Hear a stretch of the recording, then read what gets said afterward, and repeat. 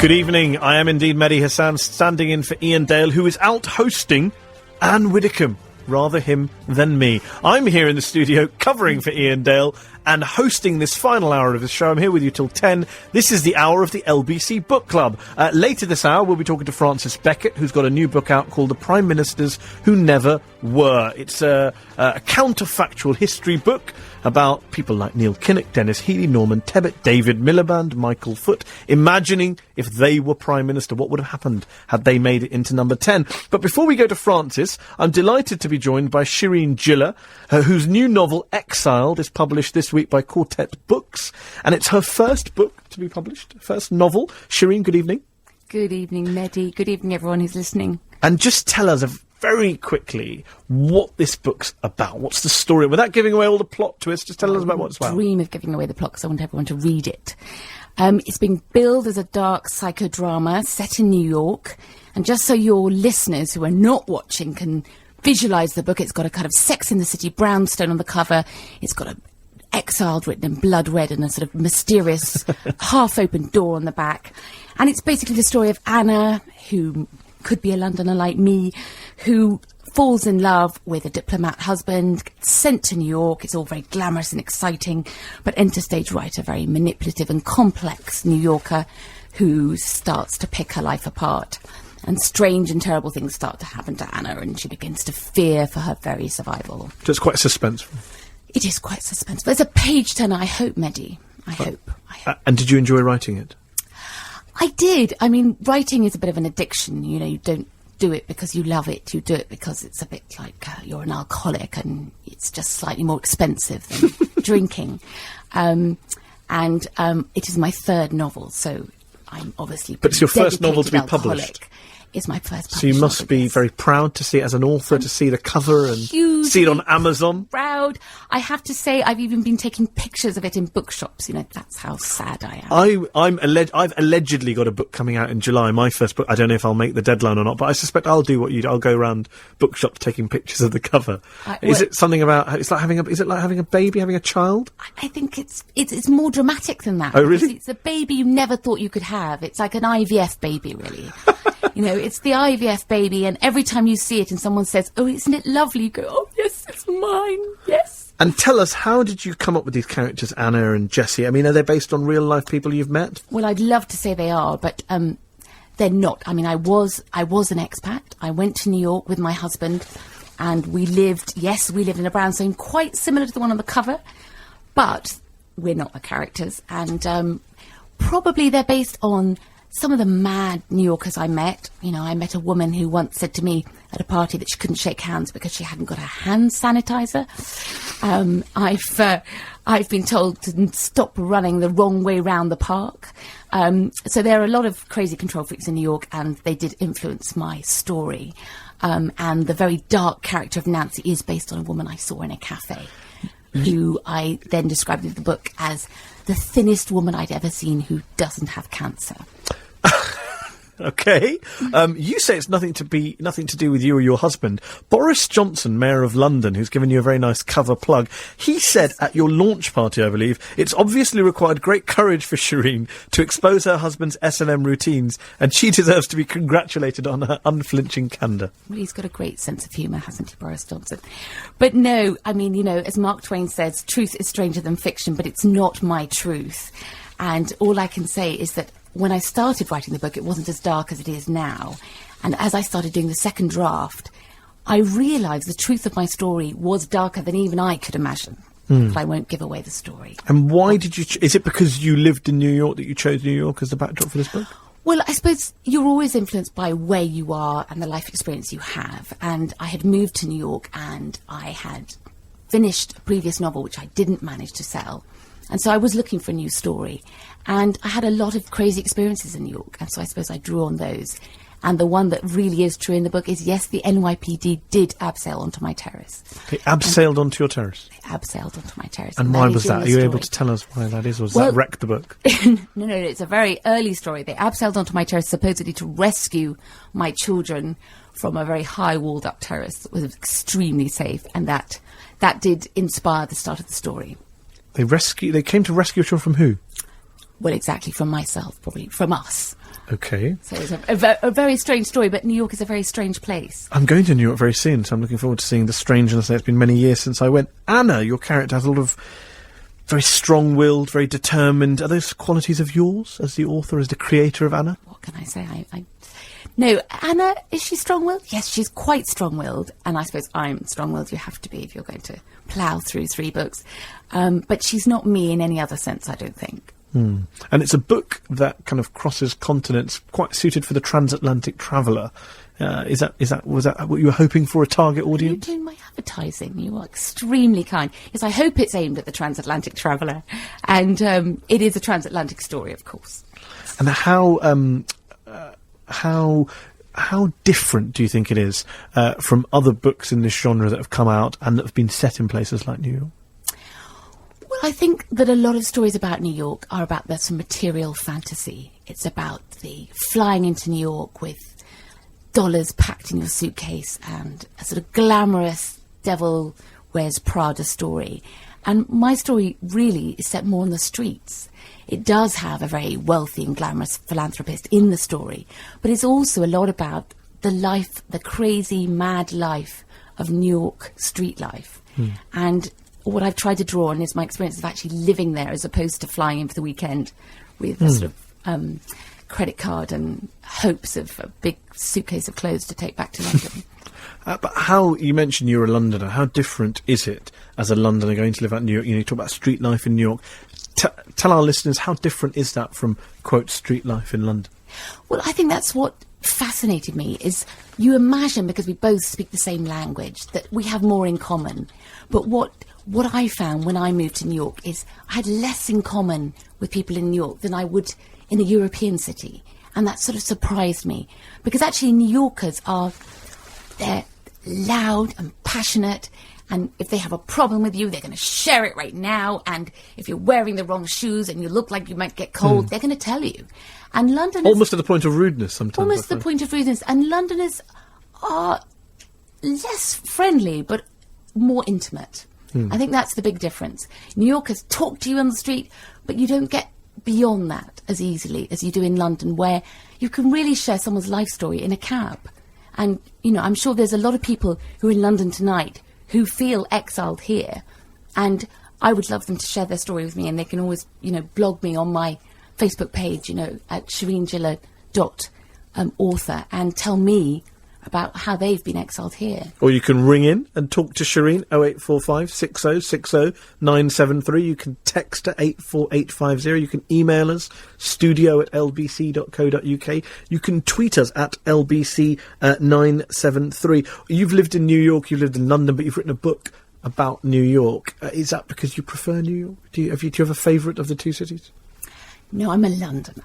I grew up here. I'm a Londoner. Your accent almost changed there as you said that. I am a Londoner. No, I think, once a Londoner, always a Londoner. And I think my perspective on New York is as a Londoner, because I was looking in on it. I was looking in on it as an experience for 3 years.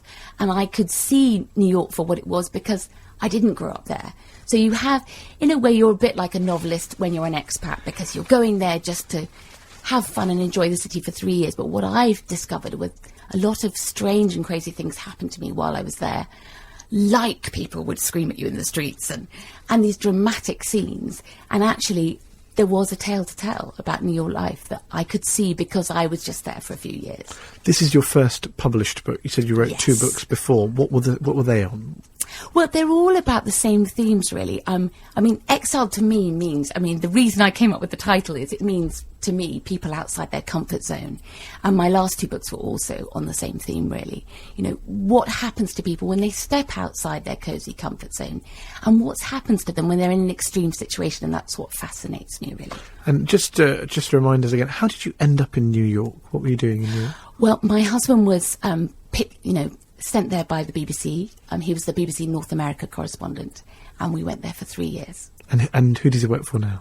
And he now works for Boris Johnson. I see. He was waiting to get that in. Which reveals why Boris can speculate about S&M routines and his members of his staff, such as our great Mayor of London. If you've got any questions or comments for Shireen about her book, about writing, about New York, or about London, give us a ring, 0845 60 60 973. Text us, 84850. If you've lived in both cities like Shireen and perhaps have a different experience, let us know. Email us, studio@lbc.co.uk, or you can tweet us at LBC973. The time now is 9:15. Time now for a travel update with Alan Joyce. Thank you, Mehdi, and first great Western. Yes, you're listening to me, Mehdi Hassan, sitting in for Ian Dale. This is the LBC Book Club this hour. We're talking to Shireen Jilla, who's here in the studio with me, who's got her new novel, her first published novel, Exiled, out this week, published by Quartet Books. It's a psychodrama set in New York. It's suspenseful. It's a page-turner, she tells us. You'll have to decide for yourselves. We've just been talking with Shireen about New York and London and why she set the book there. How hard was it to write as a book, as a novel? How hard is it to write a novel? I think that the hardest thing is just getting yourself to sit down at your desk. You know, you prevaricate, you make a third cup of coffee, you put the washing on, you go back to your desk, you turn your computer on, you turn it off, you go back, you empty the washing machine. You know, it's very difficult to actually force yourself to sit there. And once you do, what's really interesting is, inevitably, because it's a bit of an addiction, is that you start typing, you think, oh, I really don't feel like this. And a scene unfolds and your characters start going off in weird directions and suddenly you're really excited and then you stop because you have something else to do. So just when you're getting into it, you have to break. So I think that's the sort of psychological trauma of writing a novel, is actually getting yourself to your desk. And why did you want to do it? What was motivating you? I just really enjoy it. I really enjoy the fact that characters sort of disappear off in their own directions. I really enjoy the feeling of putting down a piece of dialogue, finishing a scene. I just love doing it. You're not going to do it for the money or the glamour, because it isn't glamorous, because you're sitting there at your desk with your... J.K. Rowling might do it for the money. But she didn't initially. No, but now and it she must would be never nice. have guessed that she was sitting in a cafe in Edinburgh that she was going to end It up... must soften the blow now. It certainly would. It certainly would. And I relate to that. It would definitely soften the blow. But no, you do it because you love it, and because it is a bit of a dream, I suppose. And did you ever get writer's block, which is a classic question I'm sure all authors and novelists are asked? Well, I think that's what I'm slightly describing, is the writer's block is getting to your desk, but it's an odd thing. Once you start writing, even when you're not in the mood, you're sort of cross, you're hungover. Why am I doing this? There are better jobs in the world. I can list 10 that I can get lots of money from tomorrow. Why am I writing? And then suddenly you find yourself writing, and the scene unfolds. And even when you think you've got block, you don't, really. No, that's fascinating. What would be your tips to a budding young novelist who's setting out now? What advice would you give based on this first novel experience of yours? Lessons learned, as it were. I think just write. I think people imagine that there's a magic moment when, you know, when you're facing east and you're in a yogic position, that it'll be the moment to start a novel. But it isn't really. There's never a perfect moment. There's never a perfect time in your life. You've just got to write. And just explain to listeners how it all came about. I mean, how did you come up with the idea? How long did it take? I mean, have you been working on this for months, years? The novel took me about 2 years of mornings, because I have twin boys and a little girl, but I didn't have the little girl when I wrote the book. I just had the twin boys. So I would write while they were at nursery school in the morning and then pick them up. So it was sort of 2 years of mornings, really. And that sort of includes redrafts, which you have to do as well. And you mentioned you'd written 2 before. Yeah. So, some people get confused about how, a book comes about. Did you have a book deal before you spent the 2 years of mornings, or did you just write it and then look for a publisher? No, I wrote it, and then I got my wonderful agent, Caroline Michelle, and she found me my publisher at Quartet. Fantastic. Yeah. And are you hoping to publish it in America as well, seeing how it's based how it's set in New York? I think they're negotiating with New York publishers at the moment. And when did you come back from New York? I came back from New York just under 2 years ago. Oh, just under 2 years ago. So you started writing it here in London? I started writing it in New York, actually, and just planning it, and sort of I spend quite a lot of time thinking about the characters before I even write. I'm probably more like a sort of method actor. I'm more like a sort of Johnny Depp without the facial hair, because I like to really immerse myself in the characters. I spent hours and hours with a New York psychiatrist, and I wrote... Not for yourself? I was in therapy. I want to share this with my audience. No, I was not in therapy. I met a New York psychiatrist because I knew I wanted to have a therapist in the book, and I spent a long time chatting to her and hearing her stories, and it was only then did I create the character. Did she charge Mary. you for her time? She didn't, which was very generous of her, really. It could have been $50 an hour, I think. And have you been back to New York since you left? I have, yes. Have you noticed changes? Because I assume when you left, it was around about the time Barack Obama had come in, and... Yes, I mean, I think New York has changed a great deal since 9/11, and possibly hasn't changed a great deal since I left. Barack Obama hasn't had a direct effect on the street. Probably Bloomberg's had a greater effect. But it's still the very friendly, intimate, mad, crazy place that it's always been. And how different, since you raised interesting subject Michael Bloomberg, and as you said before, the travel, your husband works for Boris Johnson, how different is the mayor of New York to the mayor of London? Well, I don't know. I think the Mayor Bloomberg has the same sort of charismatic appeal as Boris Johnson, but there's almost a greater reach in New York because New Yorkers feel a huge sense of civic duty. And in fact, I know that a lot of Mayor Bloomberg's schemes to get people involved, to actively get them, if they're accountants, helping people who can't do their tax forms, are ideas that Boris would like to bring over here. But I think New Yorkers, instinctively, as I've said, because they are people out there on the street getting angry, do get involved in other people's lives more instinctively than maybe we do here. And your book and your character, Anna, is an expat. You were an expat. How are expats, how are people from England, from Britain, perceived by New Yorkers? How do we come across to them? Well, Especially Londoners. I think they still love Londoners. You know, they have a soft spot for us, which Really? We're very lucky, because I think they still see us as a different breed that they rather admire and they're rather fascinated by. And in fact, a New Yorker friend said to me, who lives here, she didn't think she got as warm a reception as Londoners do get in New York. That's interesting. I mean, everyone I know loves the idea of New York and people from New York, and we all here in the UK, all we do is watch kind of sitcoms and Sex and the City and Friends and all sorts of shows about New York. It feels like we know the place before we even go there. Yeah, and I think that's why I felt when I wrote the book, I wrote, in fact, in the foreword of the book, is that New York is everyone's material fantasy. You know, you've watched Sex and the City, they're wearing fantastic clothes, they're sort of glamorously out all the time, and you think you know New York, but in fact I think... Manhattan, though, isn't it? It's Manhattan. It's not Queens or the Bronx. It's not Queens, it's not further out even, Flushing. But I think also it's not daily life in New York. It's a very different experience. Material fantasy, it's a nice phrase. So. Who are your, just returning to the idea of the book and writing, do you have any kind of heroes or literary inspirations, people who you kind of looked up to or inspired you to write and be a novelist?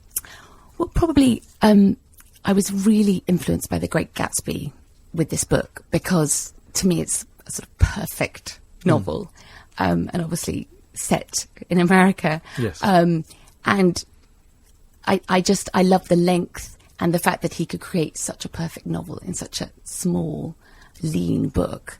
And I thought about it a lot when I was writing this one. And are there any current authors that kind of you look to that you would rush across a bookstore to get their autograph or buy their book? I would hug Ian McEwan any day.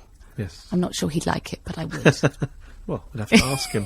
If Ian McEwan's listening, he can ring us on 0845 6060 973. So Ian McEwan is someone you're a fan of. Would you ever consider writing non-fiction? I think about politics, the media? Like you writing about Ed Miliband. I personally... Return plug for my book, thank you very much.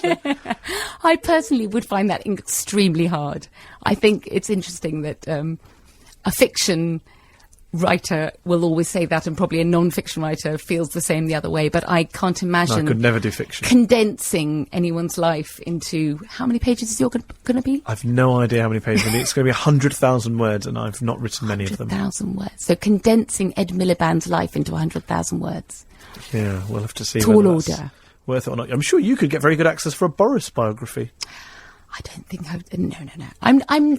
I think you'd be more likely to do that. I'm not political. I can assure you, if I did a biography of Boris, it wouldn't be an Access biography, and it wouldn't be one he liked very much. Oh, I don't know. I'm sure you could charm him. Shireen, where do you go next? What are you going to write about next? Well, I want to write another story about people being outside their comfort zone, but a completely different story about Londoners, back on home territory. Londoners in their 30s, a close group of friends that are sort of breaking up and splitting apart. Sort of a kind of dark, modern London Big Chill, if you can imagine. Shireen, thanks so much. That's Shireen Jilla, who's live here in the studio. She's her new book, her first novel, Exiled, is out this week in paperback, published by Quartet Books. It's all about New York. It's all about expats. It's dark. It's a psychodrama. It sounds fascinating. You might want to check it out for yourselves and see. Shireen says it's a page turner. So Exile, that's out in the bookshops this week.